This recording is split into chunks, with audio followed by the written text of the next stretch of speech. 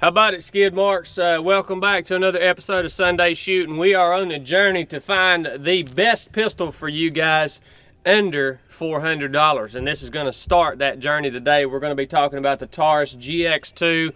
We're going to get into this thing. It's got a lot of cool features of it, and you guys know I like to shoot a lot of high-end guns, but I do realize there are a lot of poors that watch this channel, and that's why we're trying to find the cheapest pistol for you guys, the best cheapest pistol for you guys. All right, this episode of Sunday Shoots brought to you by Renewal Rain is water in a can. Get you some, son. These jokers all about the gospel. This is a Psalms squeeze, boy. Renewal Rain, renewalrain.com. Check them out. Get you some. renewalrain.com. It's water in a can.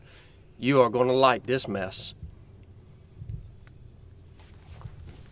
Pretty good. All right, the Taurus GX2.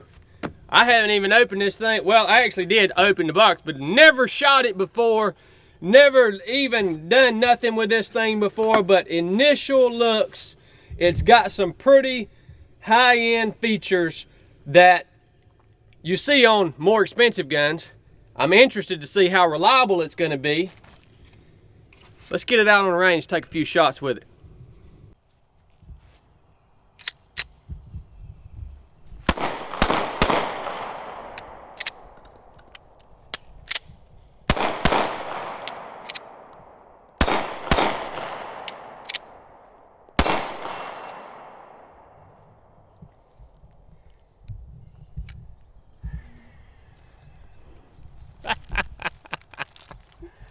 That's not good. Straight out of the box, one of the first things you're gonna notice is the price point on this GX2. $259 from our good friends at Rome Gun and Pawn. 259 bucks. So this is on the lower end of our budget. It comes with 2 magazines out of the box, 13 round mags. Now I prefer a 15 round mag capacity, so we are a little under the mark for that. So I like to have 15. You know, that's just my personal preference. Mag capacity is a very important thing when considering a concealed carry pistol. Other cool features about the pistol and things that you would see on a higher end gun, we have some really good slide serrations on the front and the rear of the slide. I like that. Grip texture is really good. I think better than, you know, your old school Glocks or something like that. It's got a great grip texture, and the molding in the grip in terms of the ergonomics. It's got a nice little hump that fits right in the palm of your hand right there and fills that space in the palm of your hand. So I love the way that the grip is molded. The grip is long enough to get a full grip on the pistol, right? So that's also important, to be able to manage and control that recoil and shoot the pistol comfortably. You got a rail section up front, nice big trigger guard, and you do have a safety selector on this particular model. I know a lot of you guys like that. So grip texture, slide serrations, overall ergonomics, I really like that about this pistol, and it being on the low end is pretty cool to see those features. Now, things I don't like, the magazine release button is pretty small, right? It's going to be hard to hit that mag release button if you're amped up, your things are crazy. I'd like that to be a little bit bigger and more pronounced, but it is there.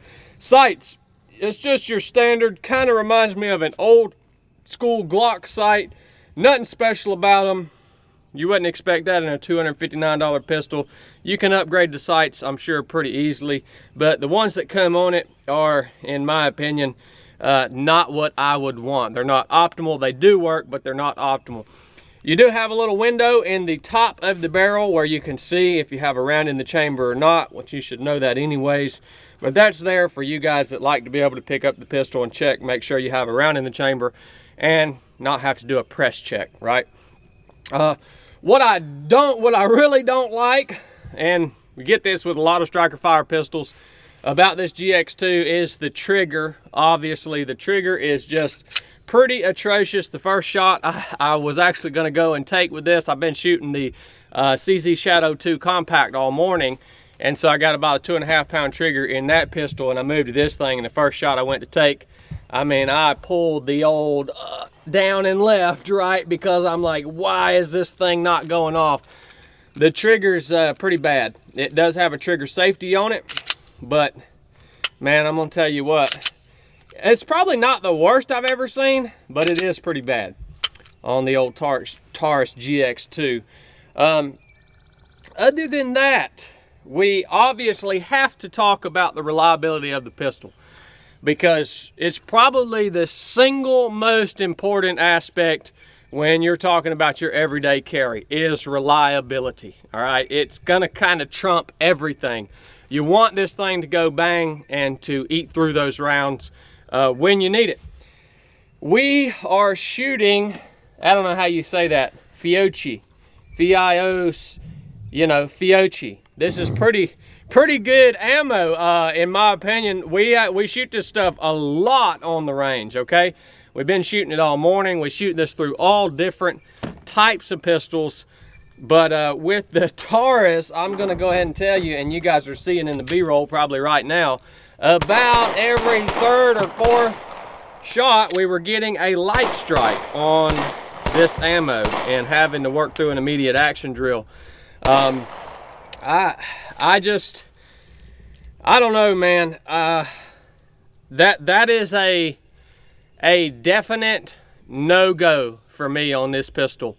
When we say reliability is the #1 thing, what I mean is that it will shoot under less than perfect conditions and using basically whatever ammo you put in it, right? I cannot stand a gun, especially a pistol, that is picky about ammo. Just ain't gonna have it, man. It don't work for me. We shoot so much, we just shoot whatever ammo we can get. I'm not gonna buy a pistol that I have to kind of pick through and I can only shoot one type of ammo out of. And I'm not even saying it's the ammo's problem. I'm not so sure it's not the pistol's problem. But tons and tons of light strikes with this Taurus. Again, we've been shooting this same ammo from this same lot all morning out of 3 different weapons platforms. Haven't had a single light strike until we put it in this Taurus. No, sir. And that's another reason why you guys, when you buy a pistol, do not just assume that it's going to work. You have to take it out and shoot it. Absolutely. You have to run it through its paces multiple times for multiple hours out on the range before I would carry anything and trust my life to it. All right.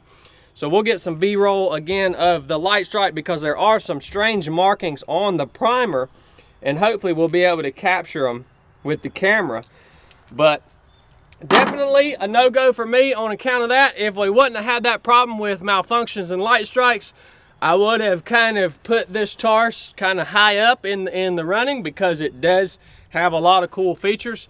But I'm sorry, it's got to be able to eat whatever I put in it, and it just didn't shine today. So on the GX2, $259, we're gonna try to find something, because I do not recommend this particular unit. I think we can do better. I really do. We got the what's that cannon we got coming, Chili? We got the Yeet cannon coming for you guys, and I'm interested to see that one. But that's a wrap on the Taurus GX2. Nah, sure ain't, buddy. If you're carrying this, well, you just got a different mindset than I about, you know, my everyday carry. Thank you guys for tuning in. Again, this episode of Sunday Shoot brought to you by Renewal Rain. Check them out, renewalrain.com. If you guys got anything out of this, drop me a comment. Let me know what you think about this. Well, let me know what you think about what was going on with these light strikes, all right? A lot of you guys that watch these videos are smart dudes, so let me know what you think was going on here. I'd love to hear from you. And we'll continue to run this thing a little bit out here today and see if we can figure something else out different. But love you guys. Enough said.